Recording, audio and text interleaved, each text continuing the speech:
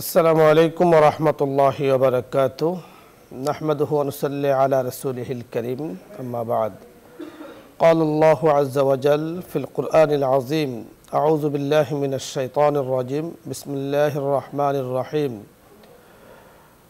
ওয়া মা আরসালনা মির রাসূলিন ইল্লা বিলিসানি কওমিহি লিয়ুবায়্যিনা লাহুম সাদাকাল্লাহুল মাওলানাল আযীম ওয়া সাদাকা রাসূলুহুন নবিয়্যুল কারীম। সুপ্রিয় দর্শক মণ্ডলী, যে অবস্থান থেকে বিশ্বের যে প্রান্ত থেকে চোখ রেখেছেন এই সময় নিউজ 24-এর লাইভ অনুষ্ঠান, আপনাদের প্রিয় অনুষ্ঠান দেখার জন্য চোখ রেখেছেন, সকলকে আন্তরিক ধন্যবাদ। আজকের এই সুন্দর আয়োজনে আমন্ত্রণ জানাচ্ছি আল্লাহ রাব্বি করিম হযরতে আম্বিয়া কেরাম আলাইহিমুসসালাতু ওয়াসসালামদেরকে যোগে যোগে দুনিয়ার বুকে পাঠিয়েছেন এবং এক এক নবীকে আল্লাহ তাআলা তার স্বজাতীয় ভাষা দান করেছেন। যেমনটি পবিত্র কোরআনে সূরা ইব্রাহিমের 4 নম্বর আয়াতে আল্লাহ তাআলা বলেন, কোনো রসুল এমন পাঠান নাই যাকে তার স্বজাতীয় ভাষা দেন নেই। কেন দিয়েছেন, লক্ষ্য এবং উদ্দেশ্য কি, এই সম্পর্কে আমরা গতকালকে কথা বলেছি। যে ভাষা আল্লাহ তাআলার মহা নেয়ামত, আল্লাহ তাআলা ভাষাকে দান করেছেন এবং রসুল আকরাম সাল্লাল্লাহু আলাইহি ওয়াসাল্লাম সাহাবাই কেরামদেরকে জোর তাকিদ দিয়েছেন বিশুদ্ধ ভাষায় কথা বলার জন্য। রসুল নিজেও বলেছেন, আনা আফসাহুল আরব, আরবের মধ্যে সবচেয়ে বিশুদ্ধ ভাষী ছিলেন রসুল আকরাম সাল্লাল্লাহু আলাইহি ওয়াসাল্লাম। এবং আল্লাহ রাব্বি করিম পবিত্র কোরআনে হাকিম নাজিল করেছেন। আল্লাহ তাআলা আরবের সবচাইতে, দুনিয়ার মধ্যে সবচাইতে বিশুদ্ধ থেকে বিশুদ্ধতম, যার সাথে কোনো তুলনা করা যায় না, এত সুন্দর আল্লাহ তাআলা ভাষা দিয়ে, বিশুদ্ধতা দিয়ে পবিত্র কোরআন নাজিল করেছেন। পবিত্র কোরআনের লেখনভঙ্গি, বাচনভঙ্গি এবং আল্লাহ তাআলা যেভাবে নাজিল করেছেন সকল কিছু উৎকৃষ্ট থেকে উৎকৃষ্টতর। আল্লাহ তাআলা কোরআনে হাকিম দ্বারা রসুল আকরাম সাল্লাল্লাহু আলাইহি সাল্লামের আহাদিসে মুবারাকা দ্বারা আমাদেরকে যে বিষয়টি জানিয়ে দিয়েছেন, যে বিশুদ্ধ ভাষায় কথা বলা, এটা নবী আকরাম সাল্লাল্লাহু আলাইহি ওয়াসাল্লামের সুন্নাহ। এক সাহাবী রসুল আকরাম সাল্লাল্লাহু আলাইহি সাল্লামের কাছে এসেছেন, কথা বলেছেন। রাসূল সাল্লাল্লাহু আলাইহি সাল্লাম তাকে শুধরিয়ে দিয়েছেন, সাহাবাই কেরামকে বলেছেন তাকে বলো বিশুদ্ধ ভাষায় কথা বলতে। অনুরূপভাবে আমরা আমাদের মাতৃভাষায় আল্লাহ তাআলার শুকরিয়া আদায় করছি। আল্লাহ তাআলা আমাদেরকে সুন্দর সাবলীল একটি ভাষা দান করেছেন, যাকে মায়ের ভাষা বলে। নিজের মনের ভাবগুলোকে প্রকাশ করার জন্যে, নিজের কথাগুলোকে প্রকাশ করার জন্যে নিজের মায়ের ভাষার কোনো বিকল্প নেই, তবে তা হতে হবে সহিহ এবং বিশুদ্ধ। আমি যখন আমার দ্বীনকে, ইসলামকে অপরের কাছে আমি পৌঁছে দেব, তার জন্য প্রয়োজন বিশুদ্ধ ভাষায় কথা বলা। বিশুদ্ধ ভাষায় কথা বলতে গিয়ে প্রয়োজনে হেকমা অবলম্বন করা। এই জন্য আল্লাহ তাআলা শব্দের পরে শব্দ দিয়েছেন, যাকে মুরাদেব শব্দ বলে, অর্থাৎ এক শব্দের সাথে আরেক শব্দ মিল রেখেছেন যেন হেকমতের সাথে কথা বলা যায়। আল্লাহ তাআলা পবিত্র কোরআনে হাকিমে অপর আয়াতে আমাদেরকে জানিয়ে দিয়েছেন যে উদউ ইলা সাবিলি রাব্বিক বিল হিকমতি ওয়াল মাউইযাতিল হাসানাহ ওয়াজাদিলহুম বিল্লাতি হিয়া আহসান ইন্না রাব্বাকা হুয়া আ'লামু বিমান দাল্লা আন সাবিলি ওয়া হুয়া আ'লামু বিল মুহতাদিন। আল্লাহ তাআলা উক্ত আয়াতে আমাদেরকে জানিয়ে দিয়েছেন যে উদউ ইলা সাবিলি রাব্বিক, আমরা যেন আহ্বান করি। রাসূল আকরাম সাল্লাল্লাহু আলাইহি সাল্লামকে উদ্দেশ্য করে নাজিল করেছেন। রাসূলকে হুকুম করা মানেই হলো আমাদেরকে সে বিষয়ে আল্লাহ তাআলা সতর্ক করেছেন, আমরা যেন আল্লাহ রাব্বি করিমের পথের দিকে মানুষদেরকে আহ্বান করি। বিল হিকমা, হিকমা শব্দের অর্থ মুফাসসিরিনে কেরাম অনেক করেছেন সাবলীল সুন্দর ভাষায় অপর ভাইকে দ্বীনের দাওয়াত দিয়ে আহ্বান করা, এবং এমন কোনো শব্দ চয়ন না করা যে শব্দ চয়নের মাধ্যমে, শব্দের প্রয়োগের মাধ্যমে ইসলামের শানের খেলাফ হয়, রসুলের শানের খেলাফ হয়, এবং যাকে দাওয়াত দিচ্ছি সেও কোনো ধরনের মনে কষ্ট পায় অথবা মাইন্ডে নিয়ে যায়, এমন কোনো শব্দ ব্যবহার করা উচিত নয়। এবং বলেছেন এমনভাবে কথা বলবে তার সাথে কোনো ঝগড়া করবে না।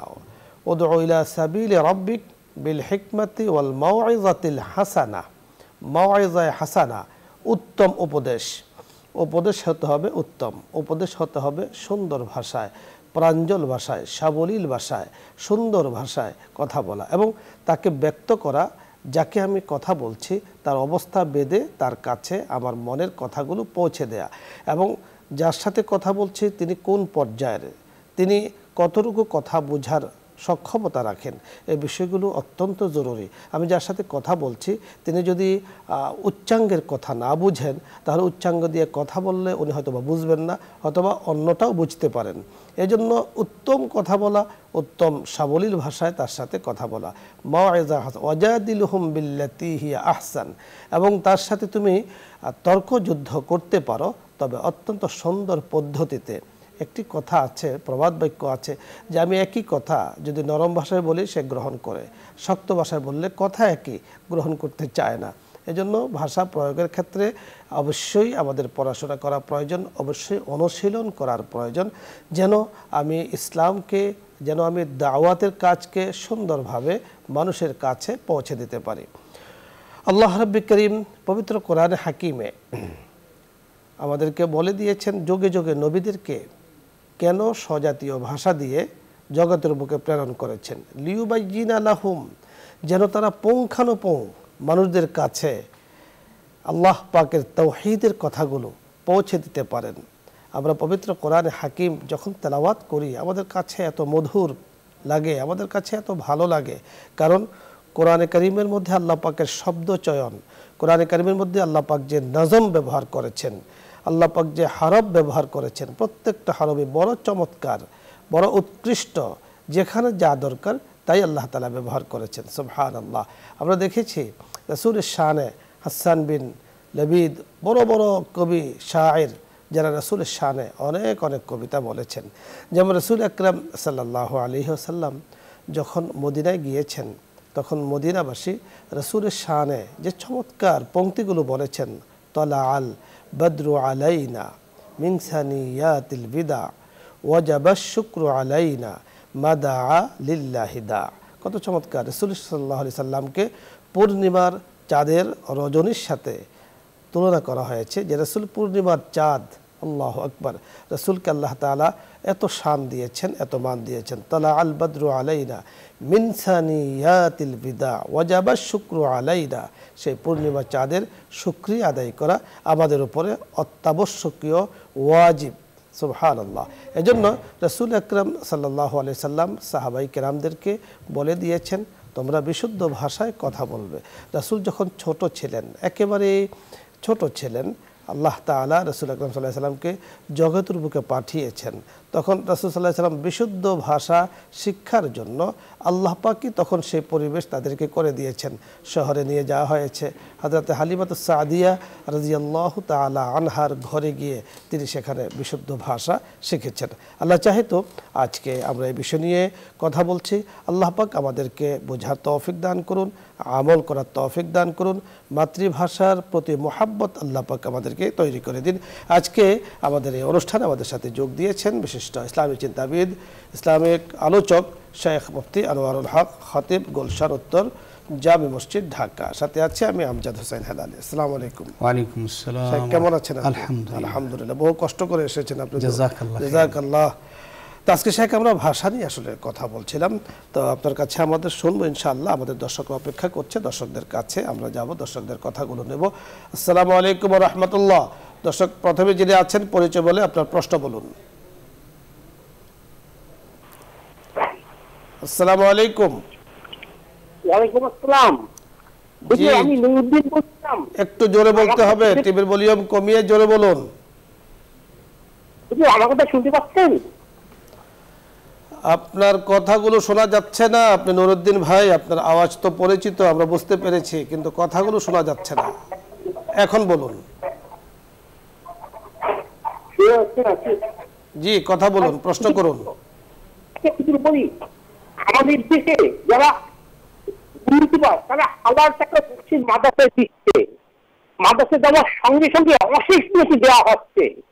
যদি সামান্য টাকার বিনিময়ে যদি অশেষ নীতি পেয়ে যায় তাহলে তো নিশ্চিন্ত মনে ঘুমাচ্ছে, তারা মনে করে আমাদের নেটের পাল্লা বাড়ি হলে আমরা জান্নাতে যাব। আমার প্রশ্ন, তাদেরকে অশেষ নীতি দেওয়া কি ঠিক হচ্ছে? জি নুরুদ্দিন ভাই, আপনি সুন্দর সুন্দর প্রশ্ন করে থাকেন, আজও সুন্দর একটি প্রশ্ন করেছেন। আমরা যতটুকু বুঝতে পেরেছি, কিছুটা বুঝতে পেরেছেন শেখ। অর্থাৎ অনেকেই বিভিন্ন মাদ্রাসা, মসজিদ, বিভিন্ন জায়গাতে দান খায়রাত করে থাকেন, তো সেখানে ফজিলতের কথা বলা হয় যে দান করলে দানের ফজিলত নিয়ে। এখন হতে পারে এই ধরনের যে দানের ফজিলতের কথা জেনে কিছু দান করলো তো অনেক সওয়াব, পাহাড় সমান সওয়াব তারা পেয়ে গেল, আমল থেকে তো তারা দূরে থাকবে। তো এই বিষয়টি আমরা ক্লিয়ার করে আপনার কাছে শুনবো। জাযাকুমুল্লাহ খায়রাল জাযা। দান করা, সদকা করা আল্লাহ রাব্বুল আলামিনের নির্দেশ, রাসূল আকরাম সাল্লাল্লাহু আলাইহি ওয়াসাল্লাম উৎসাহিত করেছেন এবং দানের ব্যাপারে অনেক ফজিলতের কথা কোরআন শরীফে যেমন আছে, হাদিসের মধ্যেও আছে। উদ্বুদ্ধ করেছেন আমার প্রিয় নবী মুহাম্মদ রাসূলুল্লাহ সাল্লাল্লাহু আলাইহি ওয়াসাল্লাম। তো সেই দিকে মানুষকে উদ্বুদ্ধ করা আমাদের বা মাদ্রাসায় হোক, যারা হোক, যে দায়িত্ব পালন করে তারা করে থাকেন। পক্ষান্তরে যারা দান করবে তাদের এক নম্বর যে বিষয়টা থাকবে সেটা হলো তার নিয়তের মধ্যে বিশুদ্ধতা থাকতে হবে, ইখলাস থাকতে হবে। তাহলে সেই দানটা আল্লাহর কাছে গ্রহণযোগ্য হবে, যে আল্লাহ সন্তুষ্টি লাভের জন্যই মাত্র দান করা, অন্য কিছু কারণে নয়। আর এছাড়া দানের উপরে নির্ভরশীল হয়ে নিজের ফরজিয়ত যে সমস্ত ইবাদতগুলো, ওগুলো ছেড়ে দেওয়ার কোনো অবকাশ নেই, কারণ সেটার জন্য আলাদা হিসাব হবে। দানের কারণে সওয়াব পাবে ঠিক, কিন্তু সে যদি তার আল্লাহর পাকের পক্ষ থেকে যে হুকুম, রাসূল সাল্লাল্লাহু আলাইহি ওয়াসাল্লামের যে তরিকার মধ্যে যে বিধান রয়েছে সেইগুলোকে যদি লঙ্ঘন করে তার প্রায়শ্চিত্ত তাকে ভোগ করতে হবে। হয়তো দানের কারণে কিছু জিনিস আল্লাহর কাছে সান্নিধ্য পাবে, অনেক বিপদ আপদ থেকে মুক্তি পাবে, আখিরাতে নাজাত পাবে, কিন্তু যদি সে ফরজ তরক করে অন্যায় করে থাকে তার সেই জন্য তাকে তার শাস্তি ভোগ করতে হবে। আপনি যথার্থ বলেছেন, আল্লাহ পাকের হুকুম পালন করার মধ্যেই হলো শান্তি এবং রাহাত। দানের পরিপূর্ণ ফজিলত তাৎপর্য পাওয়ার জন্য প্রথমত যে বিষয়টি তা হলো যে আল্লাহ পাকের হুকুম পালন করা, ফরজ, ওয়াজিব, সুনানে মুআক্কাদাগুলো পালনের পরে দানের পরিপূর্ণ ফজিলা তিনি পেয়ে থাকবেন।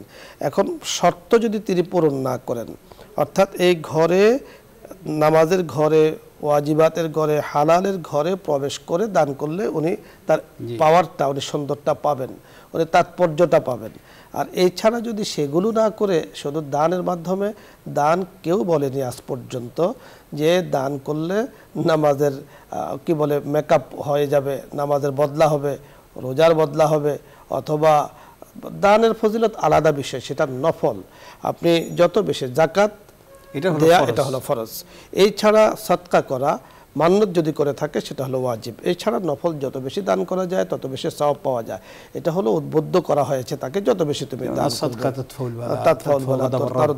এই ধরনের কথা বলা হয়েছে। এর অর্থ এই নয় যে উনি আল্লাহ পাকের হুকুম পালন করলেই এই সওয়াব পেয়ে যাবেন। আশা করছি নুরুদ্দিন ভাই আপনি বুঝতে পেরেছেন। পরের দর্শক, আসসালামু আলাইকুম।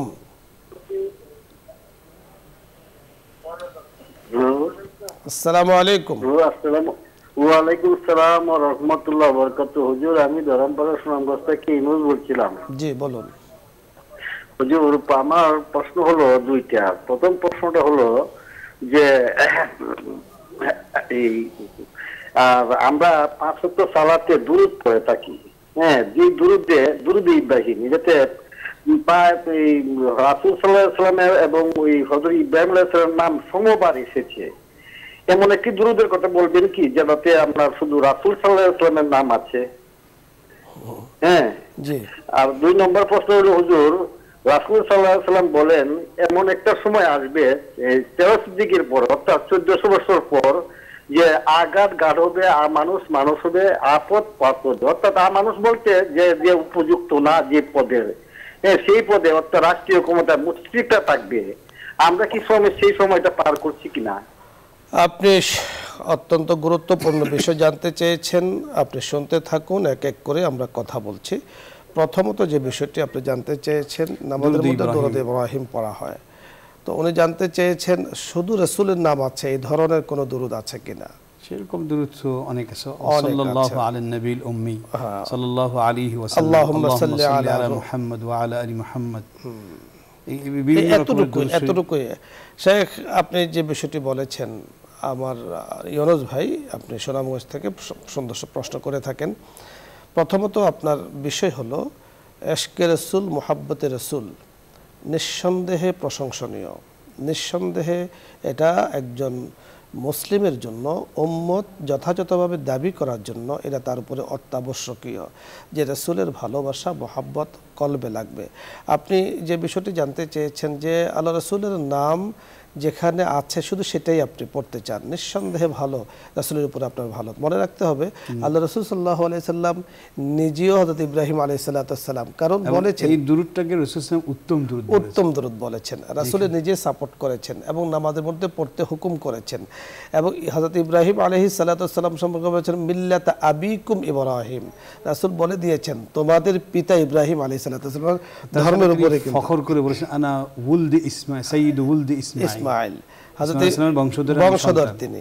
এজন্য উত্তম দরুদ যেটা নামাজে পড়া হয় উত্তম আমলে, সেটাই আপনি পড়ুন। এছাড়াও দরুদ অনেক আছে, সালাতু সালাম আপনি পড়তে পারেন। আরেকটি গুরুত্বপূর্ণ বিষয় জানতে চেয়েছেন, হাদিসের মধ্যে যেমনটি আছে 1400 বছর পরে এই ধরনের একটা পরিবেশ হয়ে যাবে। এটা আসলে হাদিসের অনেক কিতাবগুলোর মধ্যে কিতাবুল ফিতান বলে যে সমস্ত অধ্যায়গুলো আছে, যে পরবর্তী যুগের মধ্যে ফিতনা আসবে। এবং হযরতে ওমর ইবনে খাত্তাব রাদিয়াল্লাহু তাআলা আনহু যখন হুযায়ফাতুল ইয়ামান রাদিয়াল্লাহু তাআলা আনহুকে জিজ্ঞেস করেছিলেন, কারণ তিনি ছিলেন আমিনুস সিররি লিরাসূলিল্লাহ, রাসূল সাল্লাল্লাহু আলাইহি ওয়াসাল্লামের গোপন বিষয়ের সচিব ছিলেন তিনি। সেই জন্য রাসূল সাল্লাম তাকে যে সমস্ত গোপনীয় বিষয়গুলি জানিয়েছেন সেটা অন্য সাহাবাদেরকে বলেন নাই।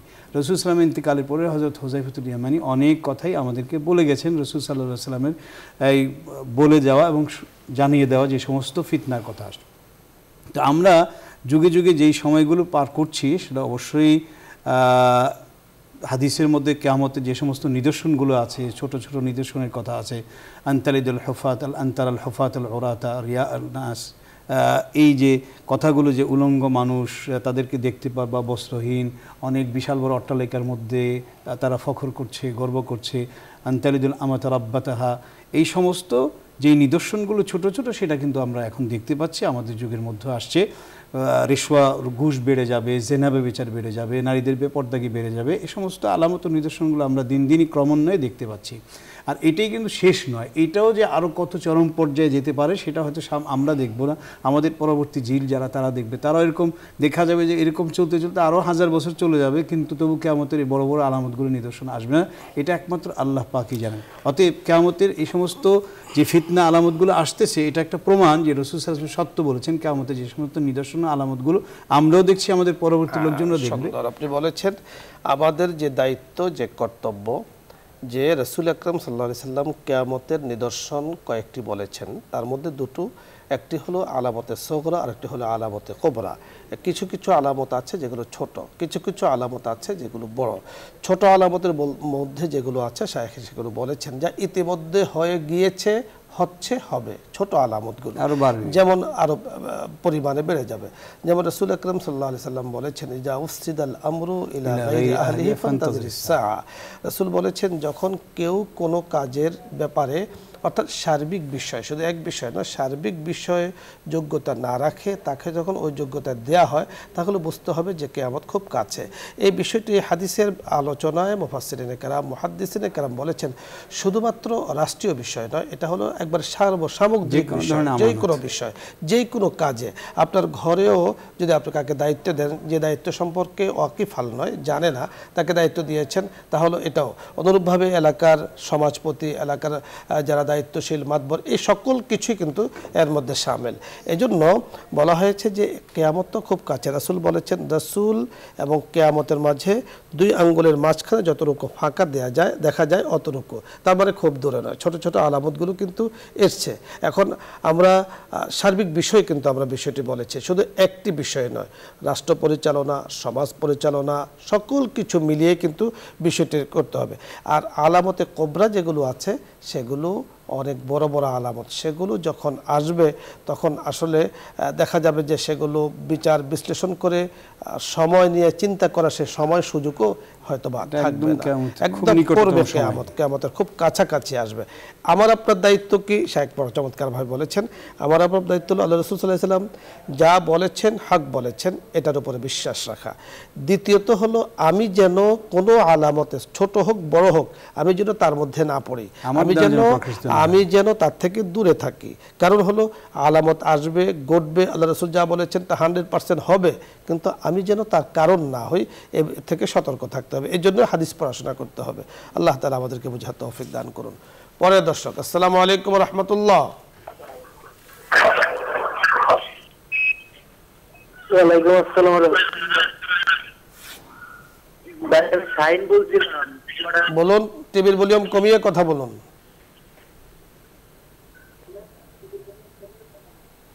জি, আপনাকে ধন্যবাদ। আপনাকে কানেকশন পাচ্ছে না, ধন্যবাদ। আমাদের হাতে সময় যতটুকু আছে আমরা আল্লাহ তাআলার কাছে দোয়া করব। শায়েখ আনোয়ারুল হক, ধন্যবাদ আপনাকে, জাযাকুমুল্লাহু আহসানাল জাযা। দর্শক মণ্ডলী, আপনাদের সকলকে আজকের সুন্দর আয়োজনে এই সময় শরীক থাকার জন্য আল্লাহ পাকে শুকরিয়া আদায় করছি। আল্লাহ তাআলার কাছে বারাকার ফয়সালার জন্য দোয়া করছি। আল্লাহ তাআলা আমাদের জন্য সার্বিক সর্বাবস্থায় বারাকা দান করেন। সব ধরনের ফিতান, সব ধরনের শুরুর থেকে আল্লাহ তাআলা আমাদেরকে হেফাজত করেন এবং কিয়ামত করবে, কিয়ামত সকল কিছু আছে হবে। আল্লাহ তাআলার কোরআনের আয়াত যেমন 100% সত্য, কিয়ামতের আলামতগুলো হবে এবং কিয়ামত হবে, সেটা 100% সত্য। আল্লাহ তাআলা সূরাতুল লোকমানে বলে দিয়েছেন, ওয়া ইনদাহু ইলমুস সাআহ, কিয়ামতের জ্ঞান একমাত্র রব্বি কারীমেরই আছে। আল্লাহ পাক আমাদের সকলকে হেফাজত করুন।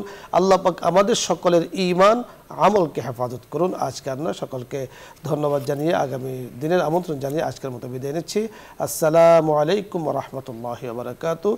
দোয়া হবে, দরুদ ইস্তিগফার পাঠ করি।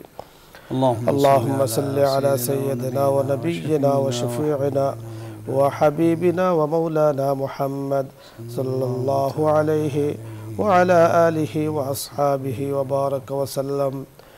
أستغفر الله ربي من كل ذنب وأتوب إليه. لا حول ولا قوة إلا بالله العلي العظيم. اللهم أنت السلام ومنك السلام وإليك يرجع السلام. حينا ربنا بالسلام وادخلنا الجنة دارك دار السلام. تباركت ربنا وتعاليت يا ذا الجلال والإكرام. اللهم لا تدع لنا ذنبا إلا غفرت ولا هما إلا فرجته ولا دينا إلا قضيت ولا مريدا إلا شفيت ولا حاجة من حوائج الدنيا والآخرة هي لك رضا إلا قضيتها يا أرحم الراحمين. اللهم إنك عفو كريم تحب العفو فاعف عنا يا كريم. اللهم اغفر لنا ولوالدينا ولأستاذنا ولشيخنا ولمشايخنا ولأحبابنا ولأزواجنا ولذرياتنا ولمن له حق علينا ولجميع المؤمنين والمؤمنات والمسلمين والمسلمات. اللهم إنك عفو كريم تحب العفو فاعف عنا يا كريم. يا الله رب العالمين মেহেরবানি করে আল্লাহ আমাদের দোয়াকে আপনি কবুলে মঞ্জুর করে নিন। ইয়া আল্লাহ, যে আমল করলে আপনি রাজি ও খুশি হয়ে যান সে আমলগুলো করার তৌফিক দান করুন। ইয়া আল্লাহ, যে আমলের মধ্যে শয়তান সন্তুষ্ট হয় আল্লাহ আপনার অসন্তুষ্টি রয়েছে, ওই সকল আমল ও কাজ থেকে আমাদের সকলকে আপনি হেফাজত করুন। ইয়া আল্লাহ রব্বুল আলামিন, আপনার পছন্দিদা আমলগুলো কাজগুলো বেশি করার তৌফিক দান করুন। ইয়া আল্লাহ, রাসূল আকরাম সাল্লাল্লাহু আলাইহি ওয়াসাল্লামের সুন্নতের ইত্তেবা, সুন্নতের অনুসরণ করার তৌফিক দান করুন। ইয়া আল্লাহ, সুন্নতের মুহাব্বত আমাদের অন্তরের মধ্যে পয়দা করে দিন। ইয়া আল্লাহ, সুন্নতের প্রতি ভালোবাসা আপনি জন্মায় দিন। ইয়া আল্লাহ রব্বুল আলামিন, আমাদের দোয়াকে কবুল মঞ্জুর করে নিন। وصلى تعالى على خير خلقه محمد وعلى آله وصحبه أجمعين. سبحان ربك رب العزة عما يصفون وسلام على المرسلين. الحمد لله رب العالمين.